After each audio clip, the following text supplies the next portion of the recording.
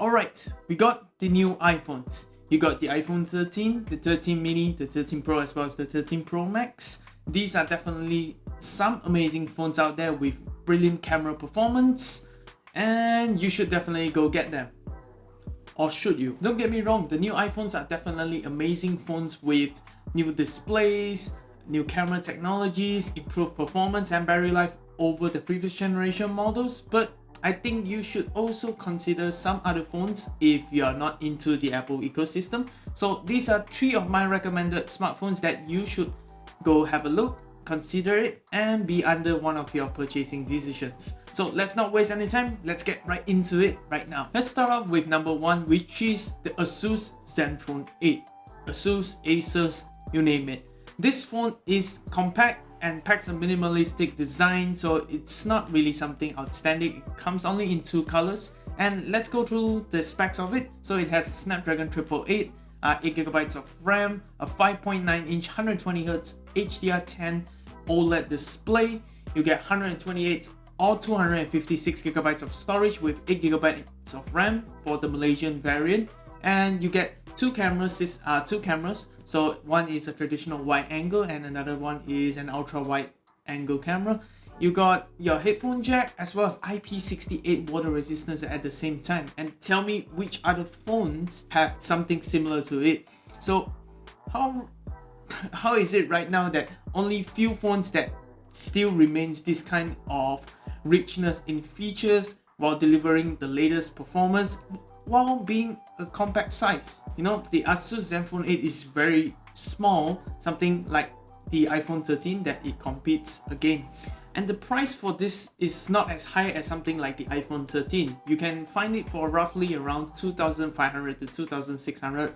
Probably a little bit less if you can view it on online shopping platforms. I've seen deals that go as low as 2,200 for 128GB of storage, and I think it's an awesome deal for a pretty compact flagship smartphone. It runs on Zen UI 8 on top of Android 11, hopefully Android 12 very soon. So this time with Zen UI, it's not like the previous generation that you get a lot of like design tweaks and bloatware that make it kind of like Asus style.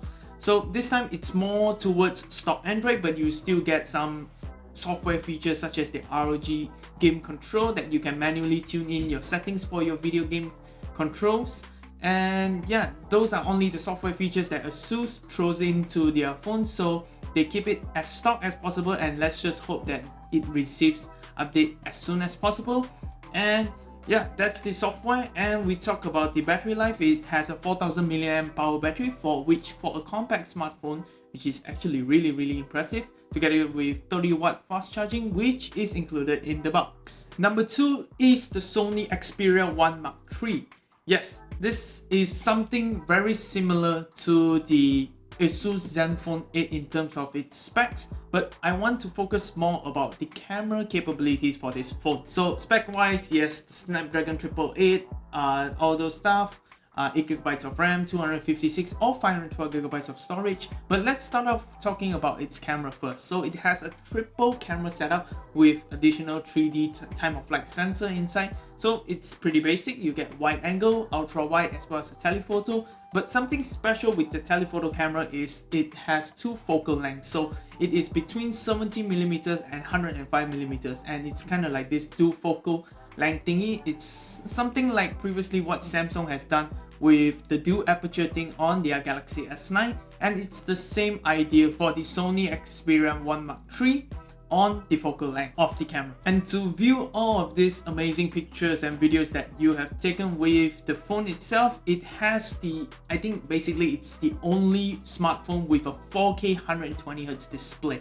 Yes, you heard me right, this phone has a 4K display. So it's a 6.5-inch 4K 21:9, so it's a cinema kind of like ultra wide aspect ratio over there. It's a 120Hz high refresh rate display, and it's also OLED, so everything is going to be super clear. The resolution is going to be high. You can basically view 4K in YouTube.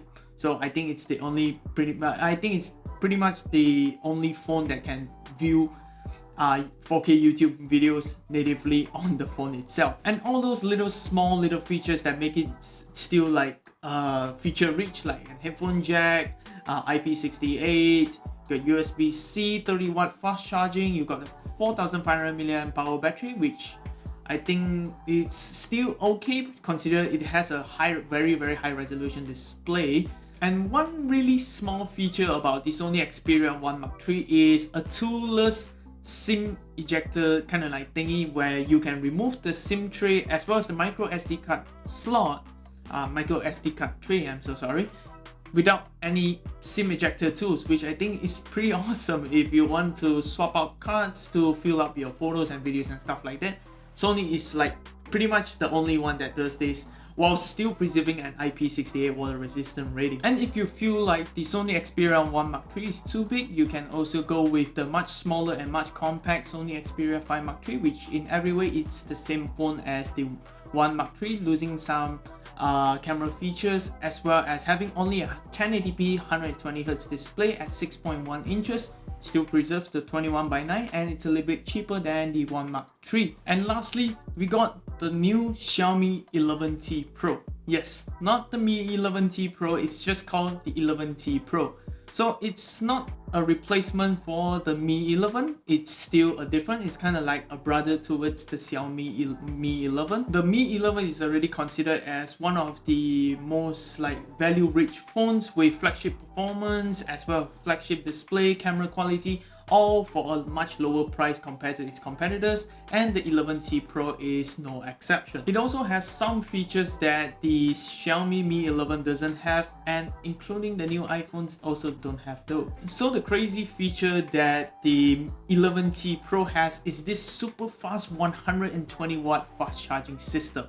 Yes, 120 watts of power. That's even more than a lot of laptop chargers out there. We are talking about like really super duper fast charging. 0 to 100% takes just only roughly less than 30 minutes, which for context is like the iPhone needs 30 minutes to just charge from 0 to 50%, and a full charge will probably take an hour, a little bit over an hour, which with the same amount of time you can probably charge up your 11T Pro for nearly 3 times, which is...